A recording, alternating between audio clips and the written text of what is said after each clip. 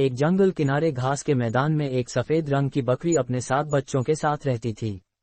उनका एक छोटा सा घर था जिसमें वे सब बड़े प्यार से रहते थे। बकरी अपने बच्चों के खाने पीने की व्यवस्था करती और सातों बच्चे जंगल में खेलते, नाचते गाते, उछल कूद मचाते। उनके दिन बड़ी खुशी से गुजर रहे थे।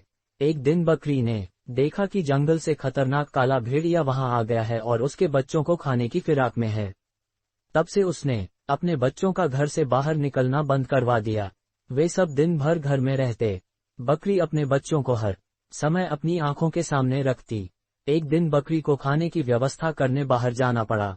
जाने से पहले उसने बच्चों को हिदायत दी, मेरे प्यारे बच्चों, घर से बाहर मत निकलना। खतरनाक भेड़िया आसपास ही घूम रहा है।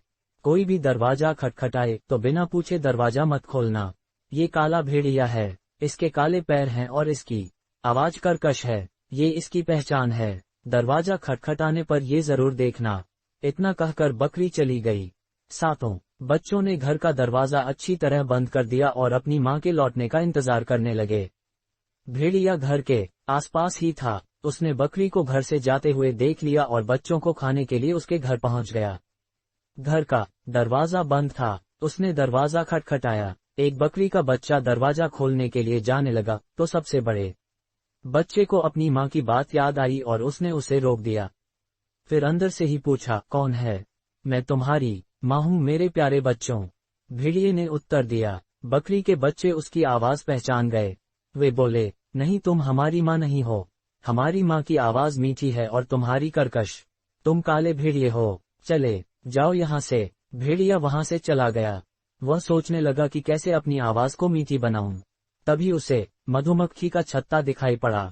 उसने सोचा कि मीठा शहद खाने से मेरी आवाज मीठी हो जाएगी। उसने झपट्टा मारकर मधुमक्खी के छत्ते को तोड़ दिया।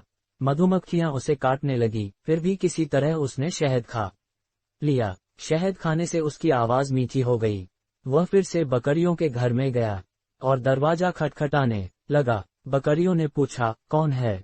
भेड़िया मीठी आवाज में बोला, मैं तुम्हारी मां हूं प्यारे बच्चों, दरवाजा खोलो। सबसे बड़े बकरी के बच्चे ने दरवाजे के नीचे से देखा तो उसे काले पैर दिखाई पड़े।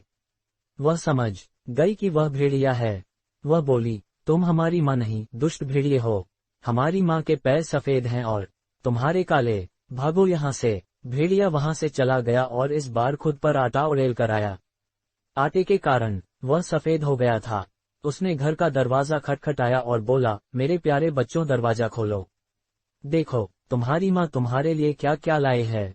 उसकी मीठी आवाज सुनने के बाद बकरियों ने दरवाजे के नीचे से उसके पैर देखे जो आटे के कारण सफेद हो गए थे। लगता गई हमारी माँ आ गई। बकरी के सबसे बड़े बच्चे ने कहा, दरवाजा खोल दो। बाकी बकरी के बच्चे बोले, लेकिन सबसे छोटे बकरी के बच्चे ने उन्हें रोका कि ये भेड़िया भी हो सकता है। दूसरी बकरियों ने उसकी बात नहीं मानी तो वह अंदर के कमरे में जाकर छुप गया। बकरी के सबसे बड़े बच्चे ने दरवाजा खोल दिया और भेड़िया दंदनाते हुए अंदर आया। दुष्ट भेड़िए को देखकर बकरी के बच्चे इधर उधर भागने लगे, लेकिन भेड़िए ने उन्हें निगल लिया।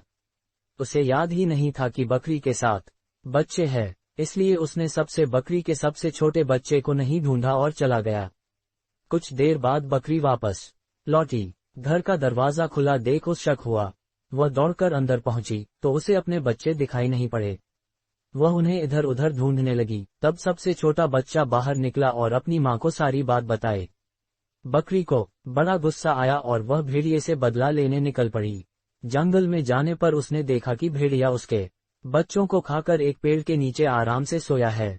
उसका मोटा पेट देखकर बकरी समझ गई कि उसने उसके बच्चों को साबुत ही निगल लिया है। उसने सोते हुए भेड़िया का पेट चीर दिया और अपने बच्चों को सही सलामत बाहर निकाल लिया। फिर उसने भेड़िए के पेट में पत्थर भरकर सिल दिया और अपने बच्चों के साथ घर लौट गई। भेड़िए की जब नींद खुली तो उसे प्यास लगाई। वह नदी की ओर जाने लगा। पत्थरों के वजन से उसे अपना पेट भारी महसूस हो रहा था और उसे चलने में कठिनाई हो रही थी। फिर भी वह किसी तरह चलकर नदी तक पहुंचा और झुककर पानी पीने लगा, लेकिन उसका पर फिसल गया। वह नदी में जा गिरा और पत्थरों के बोझ के कारण वह नदी के पानी में डूब गया। बकरी और उसके सातों बच्चे खुशी खुशी रहने लगे।